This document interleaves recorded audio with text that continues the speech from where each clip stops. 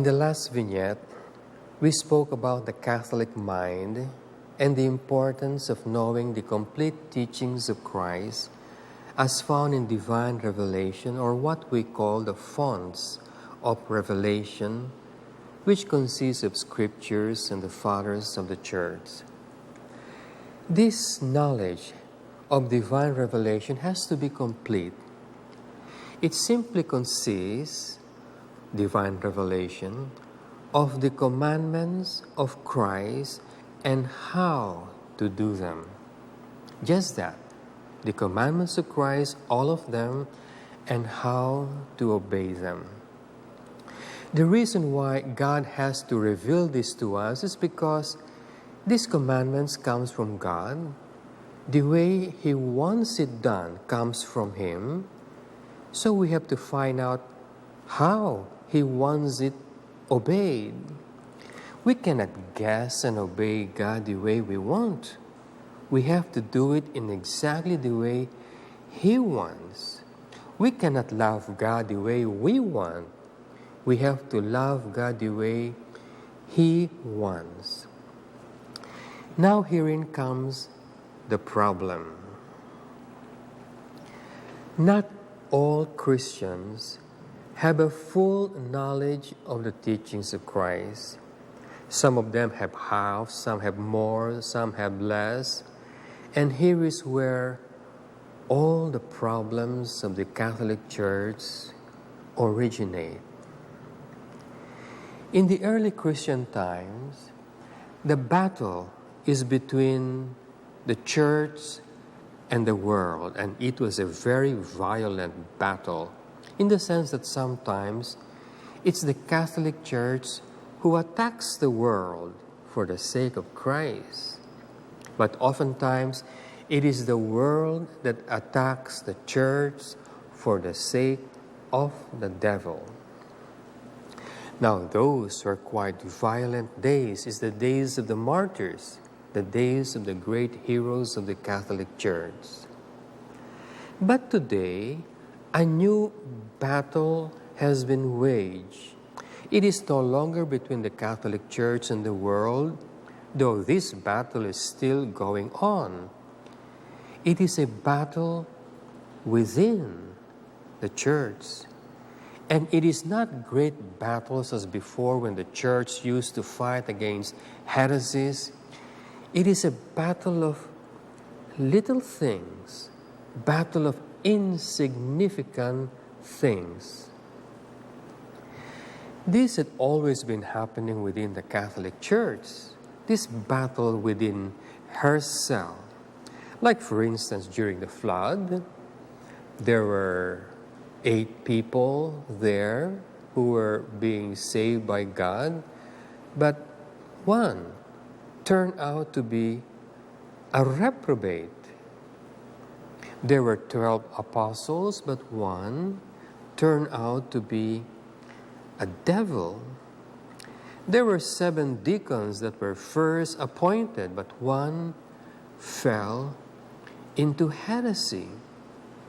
And so the history of the Catholic Church shows that from the beginning there were internal battles within her. In the Old Testament, even among the 12 tribes of Israel, one was excluded. And so you see, both in the Old Testament and the New Testament, there had always been internal battles within the Church of Christ. But even if this warfare within her is taking place all the time, we cannot say that there are 2 churches, the visible ones, which are usually the bad ones, who can be easily detected by everybody, and the invisible one, which is made up of the good ones. No, that would be wrong. You cannot say that. The Catholic Church is together, good and bad, continuously fighting with one another, but together, believing one creed, and at least externally, united. The church had always been described as like a house possessing vessels made of gold and silver and earthen vessels. She is sometimes described as a net containing both the good and the bad fishes.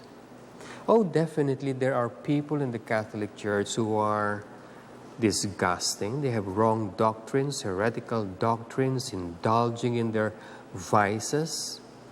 But it is the group that are unanimous, hardly showing any external warfare, receiving the sacraments, performing their duties at home and in the state very carefully.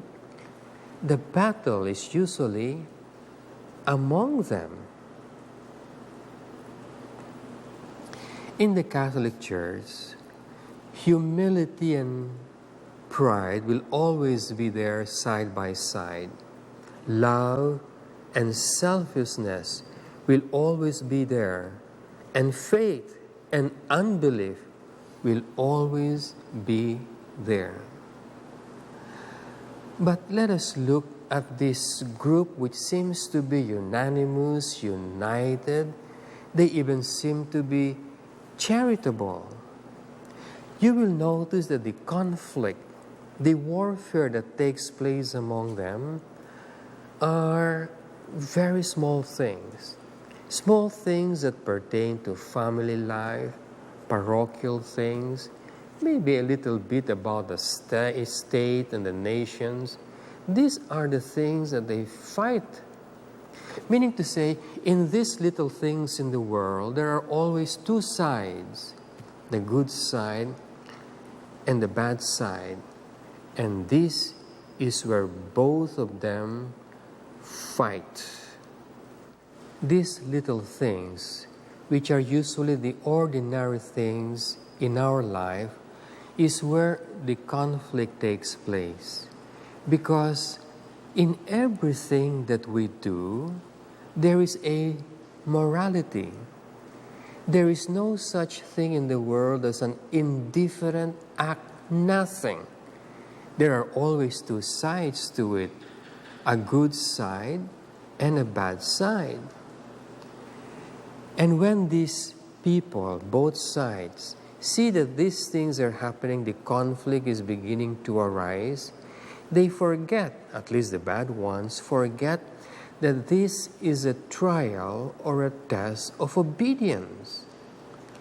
It is a test that God sends us, little tests about 1,000 little things to see whether we are going to act in accordance to divine revelation, or putting it in another way, whether we are going to obey the commandments of Christ.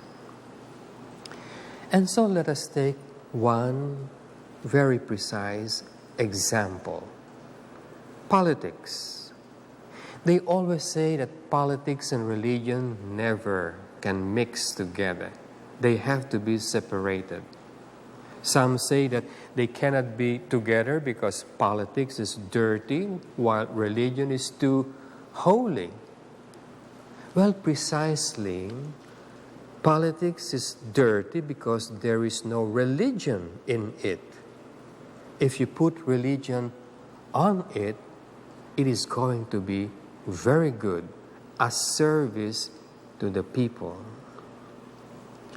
And so, since God is the ruler of human affairs, then politics must be guided by the rules and the morality of God, which is found in divine revelation.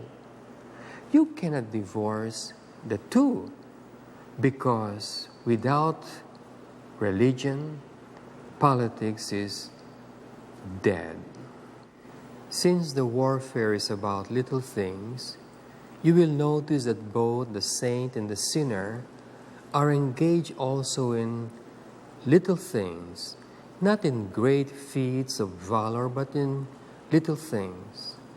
And so while the sinner indulges in comforts, the saint gives up comforts in order to help the poor, while the sinner refuses to sacrifice any of his good time. The saint always would sacrifice his likings. And while the sinner goes to church too, remember these are Catholics, Christians, but finds out which is the most convenient, the saint goes to the place which is more inconvenient. And while the sinner wants to join the company of sinners, boisterous people and so on, worldly ones, the saint seeks the companionship of saints. In the early church, while the world was attacking the church, there was war and conflict already within herself. There was John, for instance, who was complaining that Diotrephes, a man who wanted always to be in the first place, wanted to do nothing with him. Now imagine one of the early Christians wanting to have nothing to do with an apostle. And there is, of course, Hymenaeus and Alexander, whom St. Paul said he had to deliver to Satan because they were disturbing the rule of Timothy so much. This inner war is going on in the church today, and we have to be very conscious that it is ongoing. The reason is we have to find out on whose side we are, on the side of God or on the side of the world. God bless you.